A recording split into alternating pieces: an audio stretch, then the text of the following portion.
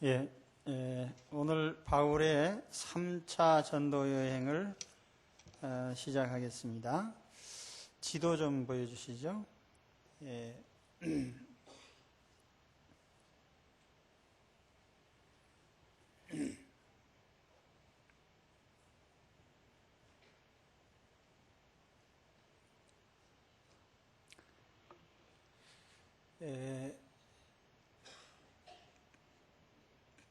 제2차 전도 여행을 마치고 이제 안디옥으로 돌아온 바울이 잠시 체류한 후에 곧바로 제3차 전도 여행을 시작합니다. 오늘 말씀 22절과 23절에 보면은 가이사라에 상륙하여 올라가 교회의 안부를 물은 후에 안디옥으로 내려가서 이렇게 표현하고 있죠.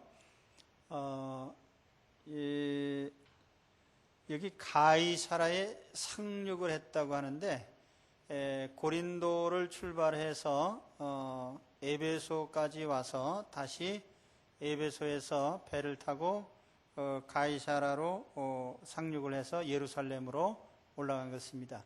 이 지도가 안 나오나요?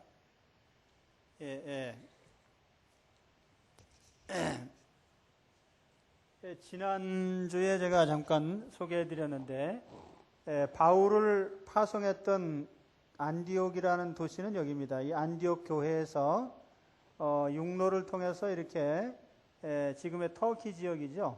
소아시아 가운데를 통해서 여기 더베 루스드라 이고니온 안디옥, 그리고 이쪽에 그 유명한 트로이 전쟁이 있는 트로이라고 하는 근처에 드로아라고 있습니다. 여기서 배를 타고 유럽으로 건너가서 빌립보, 데살로니가, 또 베레아 지역을 통과해서 여기 아테네까지 와서 고린도에 머물렀습니다. 이 고린도가 2차 전도 여행의 중심지가 되었죠. 그래서 여기서 이제 모든 전도 활동을 마치고 배를 타고 이제 이렇게 에베소를 잠깐 들리게 됩니다. 그래서 여기서 수일간 머물렀다가 다시 배를 타고 또 이렇게 지중해 동부 쪽에 가이사라에 상륙을 하게 됩니다. 여기는 유대 땅이죠. 가이사라에서 내려오게 되면 여기 예루살렘이 있습니다. 표고차가 예루살렘은 해발 한 900m, 800m 넘는 곳이기 때문에 올라갔다 그렇게 표현을 한 거죠. 가이사라는 이 예루살렘에서 보면은 외부로 나가는 관문과 같은 곳입니다. 그래서 예루살렘 교회에 머물면서 잠깐 전도 결과를 보고하고 사도들과 만난 후에 다시 육로를 통해서 올라가서 본래 바울을 파송했던 안디옥 교회에 돌아오게 되는 것입니다. 그래서 여기서 이제 잠깐 머물다가 곧바로 3차 전도 여행을 시작하는데 그때 다시 그가 2차에 갔던 여정을 따라서 육로를 통해서 더베 루스드라 이고니온 안디옥, 대체적으로 이 지역을 갈라디아 혹은 부르기아 이렇게 부릅니다. 그래서 이 지역을 통과하고 교회들을 굳건히 한 후에 다시 이제 에베소로 가게 되죠. 이 에베소는 바울이 본래 전도를 하고자 했던 그 아시아 전도의 거점이 된 것입니다. 이 에베소에 대해서는 다음 시간에 또 자세하게 말씀을 드리겠습니다. 바울이 이 에베소에 도착을 하게 되는 장면이 오늘 내용이고, 여기에서 바울이 도착한 이 지도는 그냥 놔두세요. 바울이 도착할 무렵에 또 한 사람의 유명 인사가 도착을 하게 되는데 그 사람이 바로 아볼로라는 사람이에요. 그래서 오늘 주로 이 아볼로에 관한 말씀을 같이 나누고자 합니다. 자, 아볼로가 누구냐? 알렉산드리아 출신의 유대인이라 오늘 이렇게 소개를 합니다. 24절의 말씀에 나오죠. 알렉산드리아에서 난 아볼로라 하는 유대인이 에베소에 도착을 했다. 우선 그가 유대인이라는 것과 알렉산드리아 출신이라는 점을 소개를 하고 있습니다. 이 두 가지가 다 중요한 의미가 있습니다. 특히 알렉산드리아 출신이라고 하는 이 말이 굉장히 중요한데, 알렉산드리아라고 하는 것은 지금 이 지도가 여기가 알렉산드리아입니다. 이게 지중해거든요. 지중해 동쪽에 여기 이제 이스라엘이 이쪽에 있고, 이쪽에 이집트가 있습니다. 이집트가 있고, 리비아, 또 이쪽으로 가면 모로코 뭐 이런 지역이 있습니다. 그리고 여기가 이탈리아 지역이고, 여기가 그리스, 마케도니아 지역입니다. 그런데 로마 제국이라고 하는 나라는 이 지중해를 다 껴안고 있는 넓은 지역을 차지하고 있었기 때문에 이 이탈리아나 또 마케도니아, 이 지금 그리스 지역이나 이 발칸반도, 그리고 터키, 또 중동 지역, 이집트, 북아프리카, 이게 전부 다 로마 제국 땅이에요. 그러니까 로마 제국이 엄청나게 큰 영토죠. 그래서 이 중에 이제 로마 제국에서도 이 북부는 이제 이 이탈리아의 로마가 가장 큰 도시였고, 아시아 지역에서는 이 에베소가 가장 큰 도시였고, 아프리카 지역에서는 이 이집트에 있는 알렉산드리아가 가장 큰 도시였어요. 그러니까 로마 제국에서도 이 알렉산드리아가 비중이 굉장히 큰 도시였습니다. 알렉산드리아라는 이름이 붙은 것은 알렉산더 대왕이 저 도시를 건설했어요. 주전 332년에 알렉산더 대왕이 저 도시를 계획도시로서 건설을 하게 됐는데, 그때에 주로 이주민들은 그리스 사람들이었습니다. 그러니까 지금 여러분들이 보시면 여기가 그리스가 있고, 여기 알렉산드리아가 있는데, 이 로마 제국은 이 지중해를 자기 앞마당처럼 이렇게 사용을 했습니다. 그러니까 배를 타고 가는 곳이 다 이게 어느 도시나 쉽게 건설이 된 것인데, 특히 아프리카 지역의 중심으로서 알렉산드리아를 건설을 해서 이쪽에 있는 사람들이 배 타고 건너오면 바로 이쪽으로 도착을 하게 되는 거예요. 그래서 우리가 지금도 아프리카 그러면은 까만 흑인들만 연상하는데, 사실은 이 북아프리카 지역은 거의 다 유럽 사람들과 같은 계통의 거주자들이고, 또 그쪽에서 이주한 사람들이 많습니다. 그러니까 알렉산드리아에는 이 그리스에서 이주한 헬라인들, 여기에 또 유대인들이 상당히 많이 포함이 되어 있었어요. 요세푸스의 기록에 의하면은 그 알렉산드리아를 5구역으로 나눴을 때 2구역의 유대인을 이주시켰다고 합니다. 그리고 그 역사가 필로의 기록에 의하면은 당시 알렉산드리아 인구가 전체적으로 한 60만 명 가까이 되는데, 그 중에 절반은 자유인이었고 또 절반은 노예들이죠. 그런데 이 자유인들 가운데 알렉산드리아 주변에 약 10만 명의 유대인이 거주했다고 합니다. 그러니까 굉장히 많은 유대인들이 여기에 거주를 하게 된 거예요. 그러면 이런 배경이 그러면은 기독교와 유대교에게 어떤 영향이 있느냐? 상당히 큰 영향을 줬어요. 저 알렉산드리아가 헬라인이 이주했기 때문에 당연히 헬레니즘 문화가 지배했겠죠. 헬라의 철학이나 또 수사학이나 이런 그 헬라적인 문화가 저기에 지배가 된 동시에 또 10만여 명의 유대인이 거주했기 때문에 유대주의적인, 주다이즘적인 그런 유대주의의 문화가 또 저기에 섞여 있었던 것입니다. 그러니까 헬레니즘 문화와 주다이즘 문화가 결합된 것이 알렉산드리아예요. 그래서 이 알렉산드리아에서 유대교와 기독교인들에게 똑같이 중요한 문화적인 유산이 탄생하게 되는데, 그것이 뭐냐면 70인경이라고 하는 최초의 번역 구약 성경이 나타나게 된 겁니다. 그러니까 본래 구약 성경은 히브리어로 되어 있어요. 신약은 헬라어로 되어 있고, 그런데 유대인들은 좀처럼 그 자기네 고유 언어로 된 그 하나님의 말씀을 절대로 바꾸지 않아. 1.1핵이라도 바꾸는 걸 원치 않았기 때문에. 그런데 당시에 흩어져 살던 유대인들은 히브리어를 모르는 유대인이에요. 모국어를 모르는 유대인들입니다. 그럼에도 불구하고 이들에게 유대교를 가르치기 위해서는 경전이 필요했고, 그래서 부득이 사람들이 히브리어 성경을 헬라어로 번역을 하게 된 겁니다. 이게 기독교 성경 역사에서 보면은 최초의 번역 성경이죠. 그래서 이 주전 한 2, 3세기경에 이 작업이 이루어지게 되는데, 70인경이라고 이렇게 부르는 것은 정확히 말하면은 12지파에서 6명씩 하고 72명의 번역자들이 함께 참여를 해서 이 성경 번역을 하게 된 겁니다. 그래서 히브리어 구약을 헬라어로 번역을 하게 된 거예요. 자, 우리가 성경을 말할 때 사본이라는 게 있고 역본이라는 게 있습니다. 사본이라는 것은 본래 문자를 그대로 베낀 것을 사본이라고 합니다. 그런데 역본이라고 하는 것은 이거를 다른 나라 말로 번역을 했을 때 이걸 역본이라고 합니다.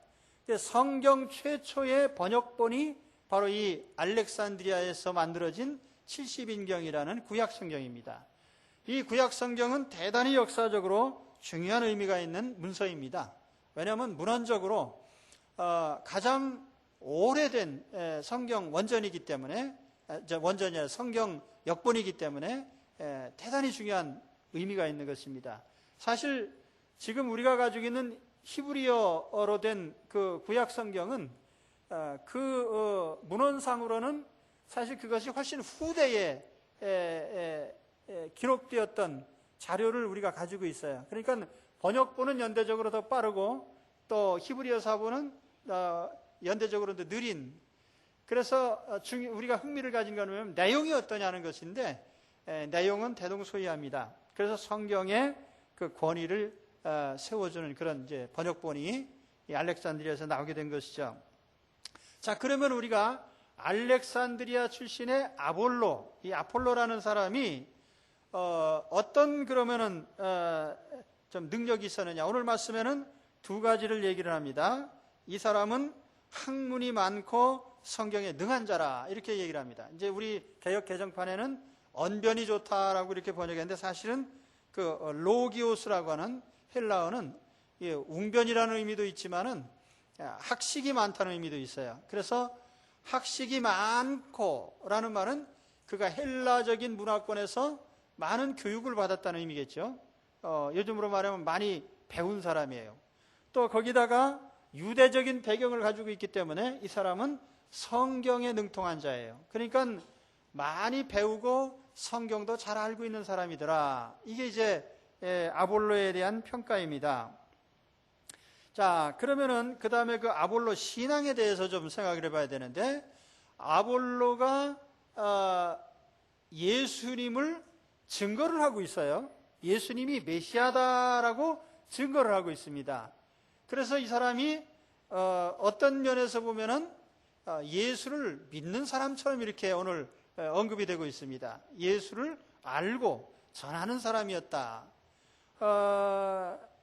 그럼 이 사람이 어떻게 알렉산드리아 출신인데 예수님을 알고 있었을까?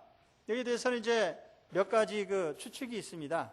오순절에 예루살렘에 와서 베드로에게 복음을 들은 사람들이 돌아가서 전했다는 그런 얘기도 있고, 또 한편으로는 세례 요한에 의해서, 세례 요한이 여러분들 마태복음 3장이나 마가복음 1장에 보면은 세례 요한이 예수님을 메시아라고 소개하는 장면이 나옵니다. 그래서 이 세례 요한이 전하던 그 메시아, 말하자면 메시아가 이제 오신다.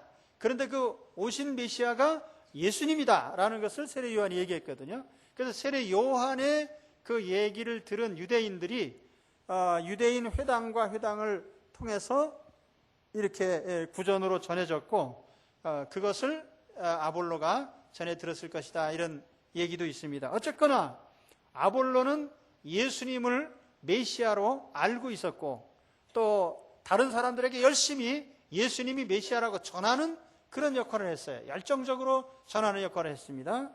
그런데 그럼에도 불구하고 아볼로에게 결정적인 약점이 있는데, 그가 복음의 내용을 확실하게 모르는 겁니다. 말하자면 예수님이 메시아다라는 것까지는 그가 알고 있었지만은 오늘 우리가 어떻게 예수님을 대해야 되는지, 그 예수님을 어떻게 우리가 받아들여야 되는지, 또 우리가 어떻게 해야 구원을 받는지, 이런 문제에 대해서는 사실상 확실한 복음의 내용을 다 알지 못했던 겁니다. 그래서 오늘 말씀에 보면은 이 아볼로는 단지 그저 요한의 세례만 알고 있는 정도였다, 이렇게 말씀을 합니다. 자, 25절에 보면은 그가 일찍 주의 도를 배워 열심으로 예수에 관한 것을 자세히 말하며 가르쳤다. 여기 주의 도라고 하는 말이 나오고, 그 다음 절에 보면은 하나님의 도라는 말이 나옵니다. 이 도라는 말은 헬라어로 호도스라는 말이고, 영어로 번역하면 웨이라는 말입니다. 길.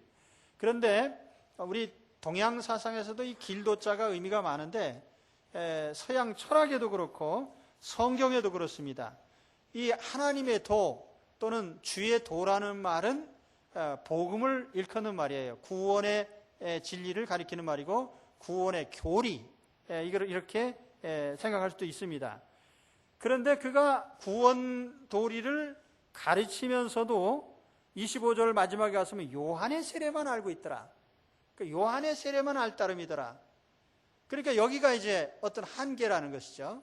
그러니까 아볼로가 그럼 요한의 세례만 알고 있었다고 하는데, 그럼 요한의 세례는 무엇이고, 그럼 다른 세례는 또 뭐냐?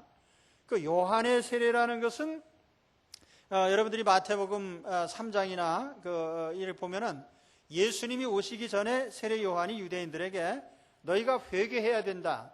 이제 메시아가 오시는데 회개하지 않으면 안 된다. 회개하고 기다려라. 그래서 회개를 시키고 요단강에서 세례를 베풀었어요. 세례 요한이. 그런데 이 요한이 베푼 세례는 성부와 성자와 성령의 이름으로 베푸는 예수님이 명하신 세례와는 차이가 있는 겁니다. 다시 말하면은 요한의 세례는 예수님을 맞이하기 위해서 마음에 회개하고 준비를 하라는 그런 정도의 세례입니다. 그러면 예수님의 세례는 뭐냐? 예수님의 세례는 전혀 다르죠. 예수님의 세례라는 것은 이런 외적으로 물로 씻는 그 의식만으로 끝나는 게 아니라 성령께서 그 마음에 오셔서 마음의 죄를 회개하게 하고 예수님을 우리의 구주로 모셔드리게 하고, 그리고 그 예수님을 모신 결과로 성령님이 우리 안에 오셔서 우리의 영혼의 죄를 실제적으로 다 씻어내는, 그래서 영적인 부분까지 포함한 이런 세례입니다. 그러니까 요한의 세례는 하나의 상징적인 행위였을 뿐이고 예수님을 모시기 이전의 세례였다, 이렇게 보면 됩니다. 그런데 진정한 세례는 예수님을 구주로 모신 후에 받는 거예요. 이제 우리 세례를 성탄절에도 몇 분이 받으시고, 또 이제 세례를 절기마다 우리가 베푸는데, 세례를 교회가 베풀 때에는 형식적으로 세례 받는 것이 중요한 것이 아니고 마음에서부터 예수님을 나의 구주로 모셔드리고 영접하는 것이 더 중요합니다. 다시 말하면 무슨 뜻이냐 하면은, 자, 우리 속죄의 효력을 얘기할 적에, 자, 예수 믿으면 용서받는다더라. 이게 뭐예요? 지적인 것이죠. 정보를 얻은 거예요. 그러나 예수 믿으면은 죄 용서받는다더라 라고 했다고 해서 그걸 안다고 해서 내가 용서받은 건 아니에요. 실질적으로 중요한 것은 예수님을 내 인생의 구주로 모셔드리고 예수님을 내 인생의 주인으로 영접하여 마음에 모시는 거죠. 예수님을 영접하고 이걸 우리가 이제 믿는다라고 합니다. 예수님을 구주로 믿고 마음에 모셔드리는 이 과정을 통해서 인격적으로 주님과 만나게 되고 성령께서 우리 마음에 오시고 우리 마음을 변화시켜서 하나님의 자녀로서의 삶을 출발하도록 성령님이 우리 마음을 씻어주시는 것입니다. 모든 죄를 씻어주시고 실질적으로 용서해 주시는 거죠. 그러니까 용서의 효력이 이제 본격적으로 나타난, 그래서 모든 죄를 용서받은 상태가 되는 것입니다. 이것이 뭐예요? 예수 그리스도를 통한 속죄의 세례인 것입니다. 우리가 예수님을 아는 사람들 많잖아요. 여러분들 가운데도 우리가 옛날에 학교 다니면서 예수님은 뭐 세계 4대 성인 중에 한 분이고 뭐 산상수훈에 대해서도 우리가 들은 바도 있고, 미션스쿨 다닌 분들은 성경을 여기저기서 주워 들었다 그러면 좀 이상하지. 들은 풍월이 있어가지고 그래도 예수님이 세상 사람들의 죄를 대신해서 십자가에서 죽으셨다 뭐 이런 정도를 알고 있습니다. 그러나 그 안다는 것은 별 의미가 없다는 거죠. 그 예수님을 내 인생의 구주로 내가 모셔드리고, 정말 예수님이 내 죄를 대신해서 십자가에서 죽으셨구나, 그걸 내가 인정하고 긍정하고 예수님을 나의 속죄의 구주로 모셔드리는 이 영접이 중요한 것입니다. 영접했을 때에 하나님의 성령이 우리 가운데 오셔서 우리 마음의 모든 죄를 다 씻어주시고, 우리 예수님의 십자가의 그 공로에 힘입어서 우리를 완벽한 의인으로서 하나님 받아주신 것입니다. 그래, 이 구원의 단계에 대해서는 제가 이제 나중에 더 자세히 말씀드리기로 합니다. 아무튼 예수님을 안다는 것과 주관적으로 우리 마음속에 구주로 영접하는 것은 별개의 것이에요. 그러니까 아볼로는 어느 정도 예수가 메시아라는 사실을 알고는 있었지만은 자기 개인적인 구주로 자기의 죄를 대신해서 십자가에서 죽으신 하나님의 아들로 그렇게 영접하지는 않았어요. 그렇기 때문에 그에게 진정한 구원은 아직까지 없었던 것입니다. 이런 상태에 있었기 때문에 오늘 말씀에 보면은 브리스길라가 아굴라가 이 아볼로를 사적으로 불러다가 복음의 내용을 자세하게 가르쳐 줍니다. 그래서 이 아볼로가 이 복음을 새롭게 듣게 되는 거예요. 유대인이 말하는 메시아와 성경이 말씀하는 메시아는 또 전혀 성격이 다릅니다. 그 부분에 대해서도 이제 종종 말씀을 드리고 있는데, 유대인들은 민족적인 구원 혹은 국가적인 회복 혹은 예루살렘의 회복, 이런 것을 이제 구원의 한 중요한 단면으로 생각을 합니다. 그러니까 유대인이 말하는 것은 어떻게 보면 지상적이고 또 육신적이고 또 현세적인 의미에서의 이런 구원이에요. 그러나 성경이 말씀하는 구원은 영적인 것이고 육신보다는 영혼에 관련된 것이고, 혈통적인 유대인의 구원이 아니라 모든 세상에 있는 죄인들이 우리 하나님의 아들이신 예수님께서 육신을 가지고 오셔서 십자가에서 죽으심으로 우리의 죄를 대신하여 속죄하셨기 때문에 우리가 이 사실을 믿고 예수님을 영접할 때에 우리 모든 죄를 용서받는다 말이에요. 하나님 앞에 죄는 하나님께 용서받음으로써 해결되는 것입니다. 그래서 이와 같이 오늘 예수님을 영접한 이런 참 믿음 안에 우리 모두가 다 들어오게 되시기를 축원합니다. 그래서 브리스길라와 아굴라가 불러다가 이 복음의 진리를 아볼로에게 상세하게 가르칠 때 아볼로가 그것을 진지하게 받아들이고 이제 예수님을 개인의 구주로 영접하고 이제 구원의 확신을 가지게 됐겠죠. 그래서 아볼로는 이제 굉장히 새로운 역량을 가지게 됩니다. 오늘 우리 그리스도인들이 이 반쪽 날개만 가지고 있으면 날지를 못하는 거죠. 여러분, 예수 믿어도요, 무능한 그리스도인들이 굉장히 많습니다. 능력 없는 그리스도인, 힘없는 그리스도인, 패배적인 그리스도인, 세상에 끌려다니는 그리스도인. 왜 끌려다닙니까? 한쪽으로는 어떤 사람들은 성령의 은혜를 충만히 받았다고 하는데 약점이 뭐냐면은 진리를 체계적으로 몰라요. 그러니까 요즘 사람들, 우리 그리스도인들 가운데 교리적으로 제대로 알고 있는 사람 많지 않아요. 우리 장로교 직분자 임명할 때는 다 묻습니다. 서약을 받아요. 성경은 우리의 신앙과 삶의 정확무오한 유일의 법칙으로 인정합니까? 그러면 그냥 그러고 대답은 하는데 그 무슨 소리인지 모르죠. 또 무슨 웨스트민스터 신도개요와 대소요리 문답은 하나님의 그 진리를 잘 요약한 것으로 알고 받아들입니까? 그러면 그러고 하는데 웨스트민스터 신도교회가 뭔지 대소요리 문답이 뭔지 장로교인들도 다 몰라요. 왜냐하면 안 가르치니까. 교회가 가르치지도 않으면서 또 서약은 왜 하는지 모르겠어요. 대답도 뻔뻔스럽게 하고, 그래서 다 권사도 되고 집사도 되고 장로도 되고 하는데 약간 한심스러운 일입니다. 근데 중요한 건 뭐냐면은 우리가 이 구원의 도리를 정확하게 알고 있어야 돼요. 그래서 여기 하나님의 도 혹은 주의 도라고 하는 이것은 닥트린, 교리를 말하는 의미도 있습니다. 그러니까 우리가 교리적 체계가 정확하게 있어야 우리 성령의 은혜를 받고 한 것이 정확하게 유지가 될 수가 있어요. 그래서 우리가 새가 날개가 있는데 새 날개가 독수리 날개가 아무리 멋있어도요 날개 하나 잘라버리면 못 날아갑니다. 두 날개가 있어야 날아가는데 우리가 성령의 은혜가 있어야 되고 또 한편으로는 뭐가 있어야 돼요? 말씀에 대한 진리가 체계적으로 우리 마음에 새겨져 있어야 됩니다. 그런데 아볼로는 본래는 말씀을 좀 알고 있긴 했는데 부족하게 알고 있었거든요. 그러니까 그 말씀을 또 복음의 진리를 확실하게 보충을 했어요.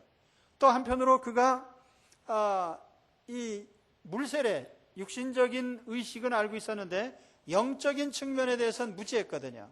성령의 은혜, 하나님의 영이 우리 가운데 오셔서 거하시는 것과 예수 그리스도를 믿는 사람들 속에 성령님이 역사하시는 이 성령의 은혜에 대해서는 그가 하나도 몰랐어요.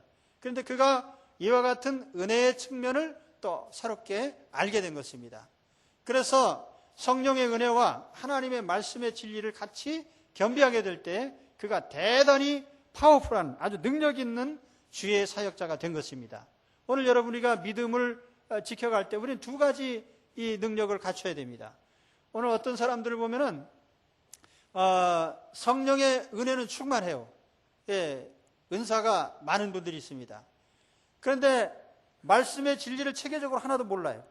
그러니까 흐물흐물하죠. 그래서 이런 사람들은 어떤 이단적인 교훈이나 이런 것이 다가오면은 아주 쉽게 흔들립니다. 또 어떤 사람들 보면은 교리적으로는 아주 잘 알아요. 잘 아는데 성령의 은혜가 없어요. 그러다 보니까 대단히 거룩하고 엄숙하긴 한데 실질적인 영적 파워는 하나도 없는, 이게 뭐냐면 형식주의자가 된다고 말이에요. 그래서 우리 그리스도인들이 대체적으로 보면은 성령의 은혜가 충만하고 하나님의 진리의 말씀도 잘 알고 있는 지적인 면과 이 영성적인 면, 또 감성적인 면과 우리 지적인 면이 잘 갖춰진 이런 신자들이 정말 능력 있는 신자들인 것입니다. 그래서 여러분 이 두 가지를 잘 갖추시기를 바랍니다.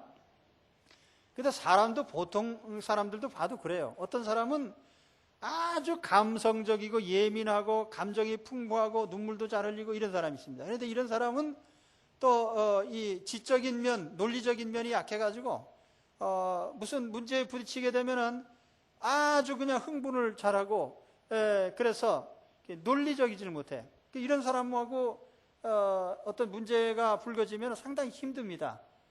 논리적으로 뭘 얘기해 주면 듣지 않고 그냥 화만 내거든요. 예, 화를 내거나 울거나 뭐 둘 중에 하나지요. 아주 난감해요. 예, 그런데 어떤 사람은 또 아주 논리적이고 그냥 이론에는 또 밝아. 그런데 사랑과 감정이 없어요. 예, 그러니까 이런 사람은 또 어떻습니까? 피도 눈물도 없죠. 예, 항상 그냥 논리적으로 따지기만 하고요. 지구상에서 가장 논리적이고 뭐라고 할까요?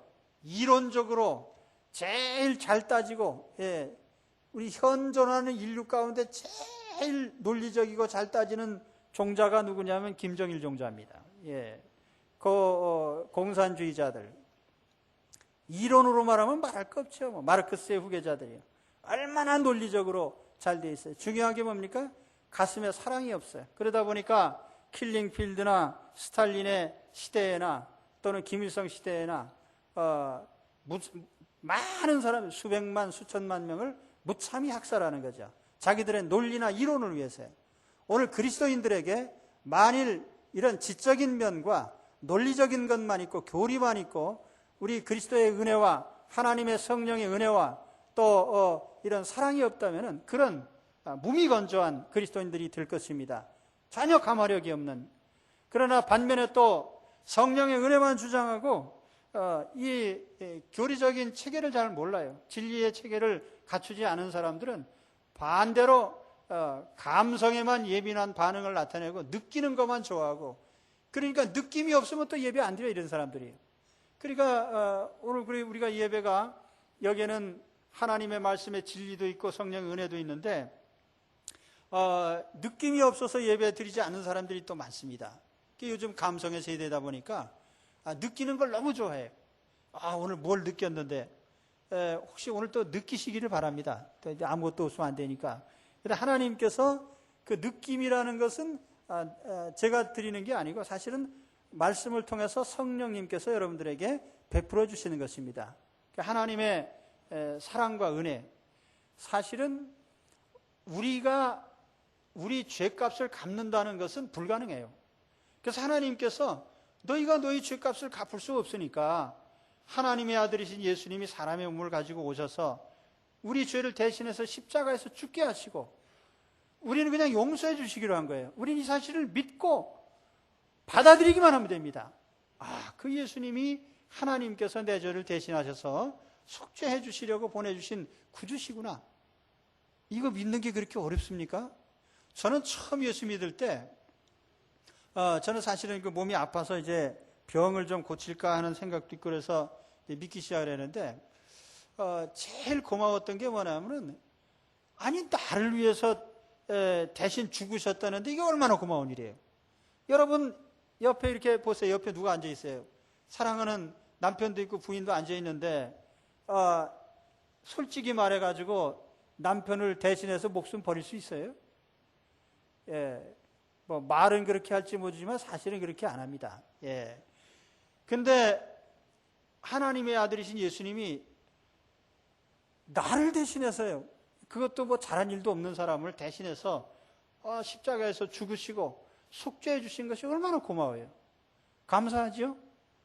그래서 사실은 이 은혜에 감사한 그 눈물에서부터 우리의 회개가 일어나고 또 우리의 하나님 자녀로서의 새로운 삶의 출발이 있는 것입니다.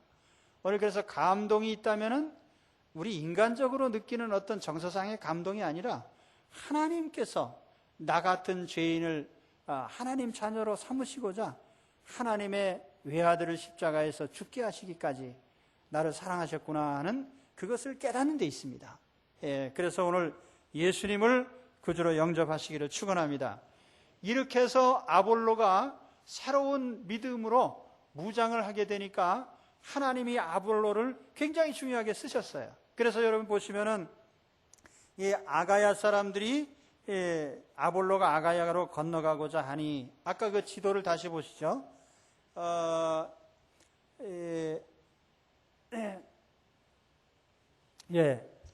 아가야라고 하는 지역은 이 지역입니다. 여기 아가야, 마케도냐 이렇게 있는데 지금 이 에베소에 머물고 있던 이 아볼로를 이 아가야 사람들이 초대를 했어요. 아가야라는 건 넓은 지역 이름이고 정확히 말하면 이 고린도 교회입니다.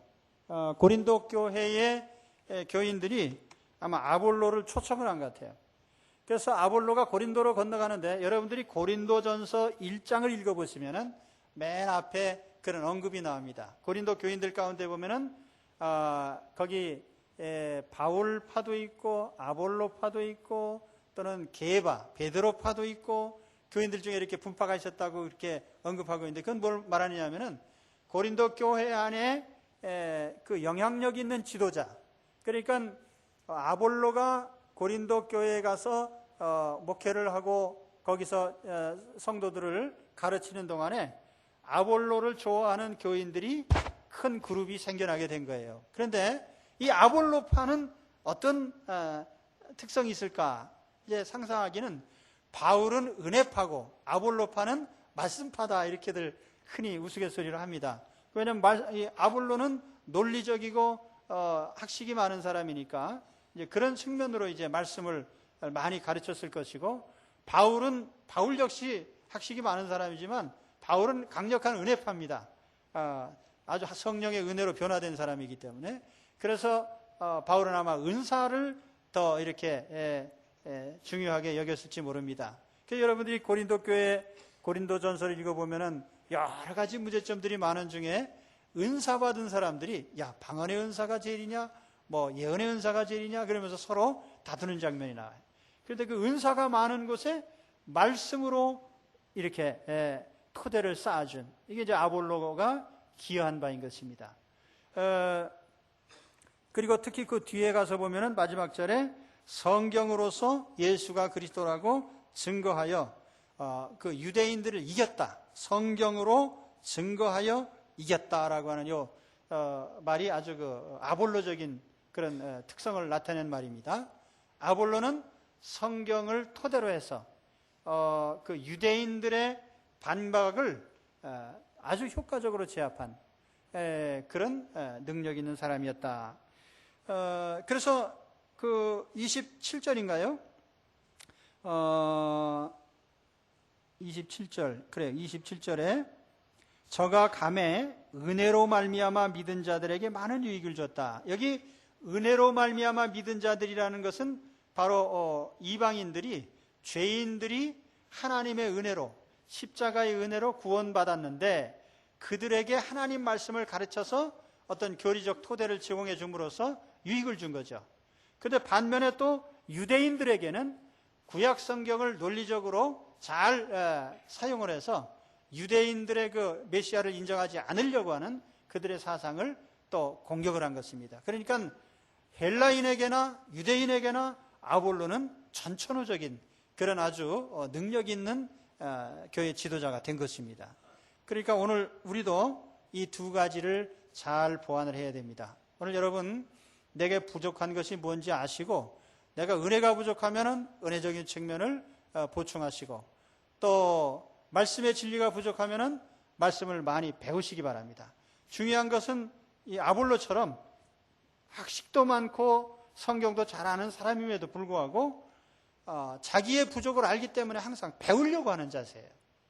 여기 아주 이게 상당히 모범적인 장면인데 사실 브리스길라와 아굴라 평신도 아니에요. 그런데 브리스길라와 아굴라에게 아볼로가 머리 숙여서 배운 것을 우리는 본받아야 됩니다. 또 브리스길라와 아굴라도 아볼로가 교리를 잘 모르고 복음의 진리를 모르고 있는데 용감하게 말을 하거든요. 그런데 공개적으로 너 틀렸다 이렇게 말하지 않고 개인적으로 불러다가 이건 이렇고 이렇습니다 하고 복음의 진리를 자세히 알려준 거예요. 이것도 중요한 거예요. 우리 교회 안에서 혹시 지도자가 잘못됐다든지 또 누가 잘못했다고 하면은 우리가 은밀하게 불러서 개인적으로 권면하거나 가르쳐야 돼요. 그것이 먼저입니다. 공개적으로 따지고 비난하는 것은 바람직하지 않단 말이죠. 그래서 이와 같이 그 배움의 자세, 또 우리가 은혜로서 가르치는 자세, 이렇게 해서 서로를 도와주는 거죠. 이게 이제 교회 공동체의 모습인 것입니다. 마지막으로 한 말씀 드리고 말씀을 맺겠습니다. 원래 예수님은요, 어린아이들이 올 때 품에 안고 축복해 주셨어요.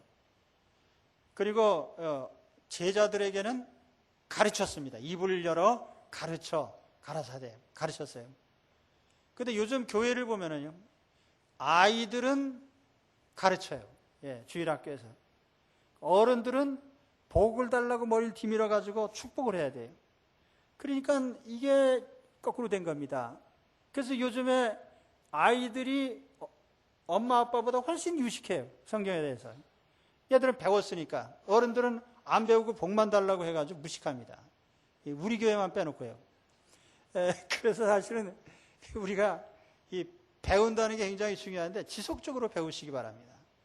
성경 진리에 대해, 구원 도리에 대해서 배워야 되고, 우리가 구역 공과를 통해서 가르치는 것도 계속 우리가 이 진리를 가르치기 위해서 하는 거예요. 우리 교회 구역 공과는 제자훈련 공과를 그대로 사용하는 겁니다. 그렇기 때문에 다 한번 하고 나면은 완벽하게 모든 걸 알 수 있도록 그렇게 체계적으로 돼 있어요. 근데 따로 뭘 제자훈련을 시켜주십시오 이렇게 하면은 저도 힘도 딸리고 그래서 안 합니다. 그러니까 구역 예배도 열심히 들으시고, 혹시 몇 분이 모여서 우리가 새로운 진리를 알기를 원합니다 그러면은 요청을 하시면은 또 해드릴 수가 있습니다. 그러니까 여러분, 배우는 열심, 영어 단어도 열심히 외우고 세상 공부도 열심히 하시는 분들이 성경 배우는 일에 있어서는 게을러 가지고 진리를 알지 못하는 영적 무능 상태에 빠지지 않기를 바랍니다. 그래서 아볼로처럼 새롭게 배우셔서 또 영적인 능력과 말씀의 능력을 갖추는 정말 능력 있는 여러분 되시기를 축원합니다. 기도하겠습니다. 하나님